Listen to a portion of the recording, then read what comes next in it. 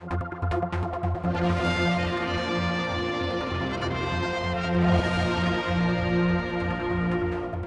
I'm talking with the Chief Minister, and you've been handing out this information about the Ireland Monitor for 2014, showing Ireland economic performance. This is all the offshores, really, and obviously you're very happy to show it to us because we're top of the, well, second top of the economic indicators behind Bermuda. And on unemployment, we're right at the bottom, just a bit ahead of Guernsey, but really... Yeah. So obviously you're pleased with that, but what's this telling us, that people on the street? I mean, should we be jumping with joy?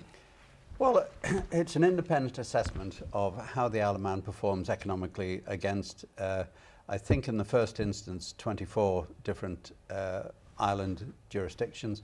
In total, though, I think they're surveying 100 all around the world. Too often, all the Isle of Man does is compare ourselves economically with Jersey and Guernsey, which is quite appropriate because they're the closest competitors we have. But we sometimes fail to understand how the Isle of Man is performing in comparison to similar jurisdictions all around the world. We are now an international business centre. We compete internationally, and therefore it's very important that we understand where the international competition is coming from. The report, which we've just received in the last few days, shows that the Isle of Man is doing exceptionally well. We are very close to the top in terms of economic growth, and very much at the bottom end of unemployment, and a number of other indices which have been identified. Far too often on this island, we're very happy. We almost relish the idea of beating ourselves up, of denigrating the achievements that the Isle of Man has made. But here is an independent assessment being carried out internationally, which shows that the Isle of Man is in fact performing remarkably well, and we should just recognise that. I'm just wondering, people on the street though, that's what I was trying to get to, is do they feel that we are the best for GDP almost behind Bermuda and things like that?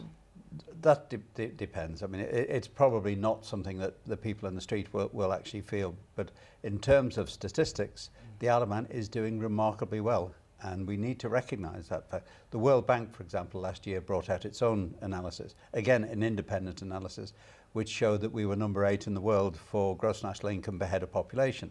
Now, these stats don't lie. These are international independent bodies which have assessed the Isle of Man's performance and shows that the Isle of Man is doing remarkably well.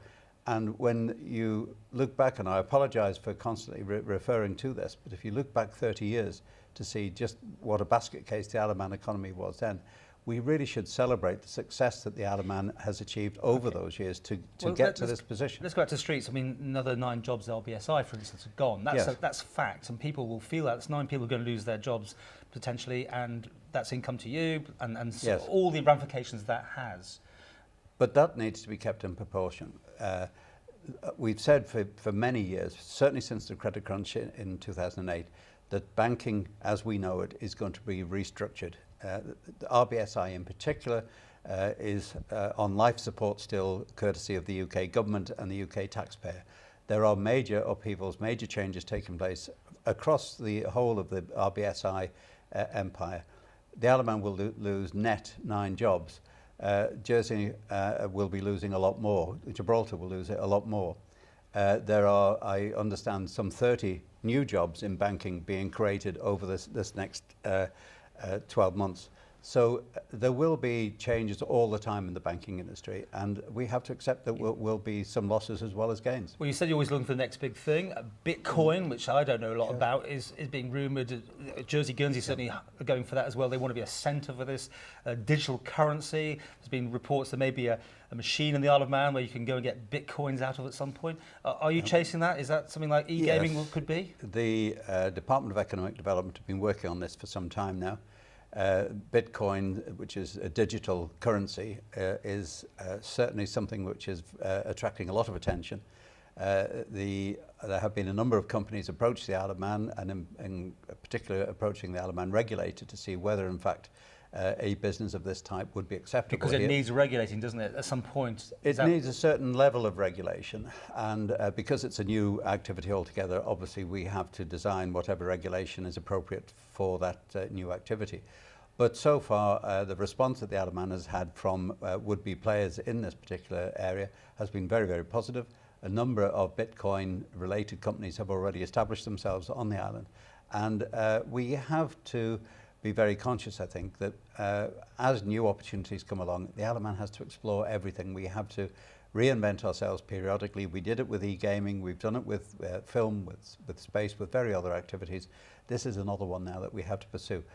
Quite what the outcome will be, whether it will generate new jobs, new revenues, remains to be seen. It's still in an early stage, but it's something we are actively pursuing. Finally, and I'm waiting for your eyeballs to roll up, was toilet tax. It almost did there. Alf Cannon's on a mission on this one again. It's all going to be looked at. The papers are also getting on a mission on it.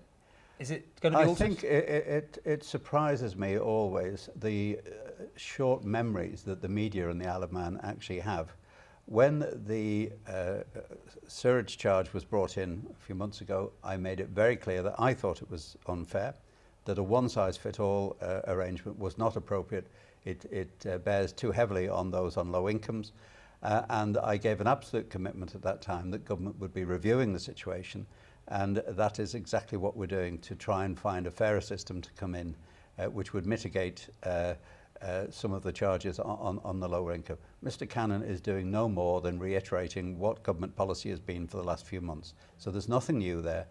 Work has been going on through Treasury in particular, and we are getting close now to being in a position to make a decision on what the future role will be. So those changes will be in the next budget, will they? I very much hope they'll be in time. I think the review of the charge level is due in January, so we will have to have a solution to that by January. Have you learned any lessons out of this toilet tax about how not to sort of blanket people with the same thing when there is so many rich people and there are poor people? Yes, I mean, one of my the centerpieces of my strategy as Chief Minister has been to protect the vulnerable.